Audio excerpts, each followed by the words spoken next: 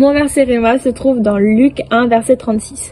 Celle que l'on appelait la stérile est dans son 6e mois. En effet, rien n'est impossible à Dieu. En quoi ce verset il me parle et je le prends vraiment comme une parole de Dieu pour moi, c'est que je sais que pendant longtemps j'étais vraiment perdue. On me parlait d'un Dieu mais je comprenais pas c'était qui, je comprenais pas c'était quoi, est-ce qu'il existait vraiment. Ok, il y a quelqu'un dans le ciel, c'est bien, on prie, on chante, voilà, mais en quoi c'est vraiment le Dieu? Pourquoi est-ce que ça serait pas il y a tellement de religions dans le monde, pourquoi ce serait pas leur Dieu et le nôtre ce serait vraiment le Dieu? Et je sais que au moment où là tu commences à comprendre que c'est vraiment le seul Dieu, le seul qui est ressuscité, le seul qui a guéri des malades, qui a ressuscité des morts, le seul qui s'est fait en fait, qui était un être suprême au-dessus de tout, qui vraiment est descendu comme ça de sa gloire là où il était pour venir un homme et qui s'est vraiment fait crucifier sur une croix, qu'il a pris tous nos péchés. Et à partir du moment où là on se rend compte de ça, je me suis dit mais waouh quoi, en fait j'ai pas d'autres mots à dire, il est tout puissant, c'est vraiment rien n'est impossible à Dieu. Mon nom préféré de Dieu dans la Bible, parce qu'il en a plusieurs, il y a Alpha, Oméga, il y a Elohim, et mon nom préféré c'est El Shaddai, ça veut dire le Tout-Puissant.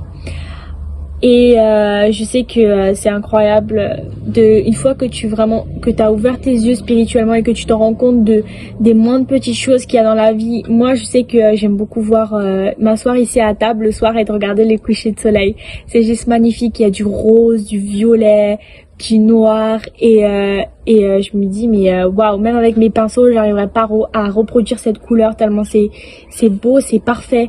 Quand on voit les éclairs aussi, une fois je me rappelle j'étais comme ça dehors dans le jardin et il y avait de l'orage et tout. Je voyais les éclairs, je me disais waouh, en fait on se sent tout petit. On est vraiment tout petit sur la terre et Dieu il est infiniment grand, il est tout puissant. Et je sais qu'on m'a toujours dit que pour justement avoir cette puissance de Dieu, cette partie de puissance de Dieu qui viennent dans ma vie, les miracles qui s'opèrent dans ma vie, les bénédictions qui viennent dans ma vie, il y avait une chose que le Seigneur nous demande, que Dieu nous demande, c'est une chose qu'il te demandera tout le temps. Ce sera ça tu peux pas passer cette étape, c'est la foi. C'est une petite chose vraiment. La foi, on dit ouais, voilà, la foi c'est quoi? La foi c'est juste croire sans voir. C'est-à-dire que moi, je sais que je suis quelqu'un qui est très scientifique, mathématique et je me dis OK, s'il y a un Dieu, je dois le voir. Je peux pas croire sans voir. Et tout simplement en fait, quand t'es avec Dieu, t'es obligé de croire sans voir. Tu dois te dire que voilà, c'est la foi en fait. Et la foi c'est pas quelque chose comme ça, c'est quelque chose qu'on expérimente en fait. Et je crois que Elisabeth l'a vraiment expérimenté lorsque il lui a dit que celle qu'on appelait la stérile est dans son 6e mois et que pour justement croire, pour justement voir ce miracle, il faut vraiment y croire. Et moi, une image de la foi que j'aime beaucoup, que je connais depuis que je suis toute petite, qu'on m'a toujours dit, c'est quand par exemple une maman qui attend un enfant, elle a le bébé dans son ventre, on le voit pas. On voit des échographies, mais c'est bizarre, pas vraiment de photos, on sait pas ça, la couleur de ses yeux, la couleur de sa peau, la couleur de ses cheveux, et même toi, par exemple, si tu connais des gens qui ont eu des enfants, et ben tu la vois enceinte la personne, mais tu vois pas le bébé.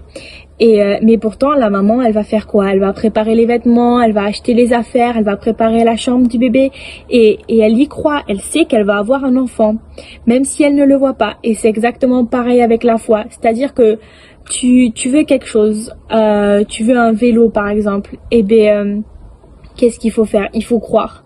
Tu dois croire que tu vas avoir ce vélo, que bientôt tu vas pouvoir rouler comme ça dans les rues, les cheveux au vent. Et voilà, c'est la foi, c'est juste ça, c'est croire sans voir. Maintenant, comment est-ce que je peux appliquer la foi tous les jours dans ma vie? J'ai noté 4 points qui sont pour moi assez importants. C'est le numéro 1, c'est la prière, c'est-à-dire que pour croire en fait, il faut d'abord comme un peu parler à la personne qui a justement le miracle pour toi. Et pour parler en fait, comment on fait pour parler au Seigneur? On me dit mais comment je fais pour lui parler? Est-ce qu'il y a un rendez-vous, un téléphone spécial? Non, c'est juste la prière. La prière, c'est parler avec Dieu en fait. C'est quelque chose qu'on fait depuis qu'on est tout petit. Et parfois, en fait, au début, je m'en rendais pas compte à quel point c'était puissant la prière. Mais une fois que on a compris qu'en fait la prière, c'est pas juste dire des paroles comme ça en l'air, mais c'est vraiment parler à Dieu. Je me suis dit, mais waouh, c'est un des aspects de la foi, c'est la prière aussi. C'est très important. Ensuite, la deuxième chose, c'est le croire. Juste, la foi, c'est un synonyme. Croire, c'est un synonyme de la foi. Ensuite, il y a proclamer, c'est-à-dire que tous les jours, tu dois te dire, je vais la voir, je vais la voir, je crois en toi Seigneur, je sais que tu veux ce qu'il y a de meilleur pour moi, je vais la voir. Et on s'attend juste en fait. Et le quatrième point, c'est rêver. Il y a une phrase du pasteur César que j'aime beaucoup, c'est rêve car les rêves sont le langage de l'esprit. Et je sais que par exemple, si tu veux quelque chose, peu importe ce que tu veux, il faut d'abord que même si tu sais que tu vas l'avoir, tu peux rêver déjà dans ta tête, de te dire, voilà, je sais que je veux cette chose-là, je la vois comme ça, elle sera incroyable, je me vois déjà sur ce vélo, en train de gambader dans les rues. Et vraiment, pour moi, la foi, c'est quelque chose de très essentiel dans la vie d'un chrétien. Et je pense que vraiment, le Seigneur peut tout nous donner. Il suffit juste d'avoir la foi. Voilà, c'était mon message pour vous aujourd'hui. Et maintenant, on va passer à la prière. Seigneur Jésus, merci pour chaque jeune qui m'a écouté aujourd'hui. Et viens vraiment leur parler. Saint-Esprit, viens faire le ministère dans nos cœurs. Et que vraiment, Seigneur, ils puissent expérimenter ce que c'est d'avoir la foi avec toi, Seigneur. Et je proclame sur leur vie maintenant qu'ils expérimenteront, Seigneur Jésus, cette expérience incroyable de te connaître, Seigneur Jésus. Et que si jamais certaines personnes ici n'ont pas encore eu cette expérience de te connaître, Seigneur, d'avoir une révélation de toi, je proclame que maintenant le miracle s'opérera dans leur vie, Seigneur. Je sais que tu es le Tout-Puissant, Seigneur Jésus. Tu es El Shaddai et tu es le meilleur, Seigneur Jésus. On te remet nos vies aujourd'hui et on proclame, Seigneur, que tu as des grands projets pour nous et nous voulons rentrer dans cet appel que tu as pour nous, Seigneur. Amen et Amen. Merci d'avoir écouté cette vidéo.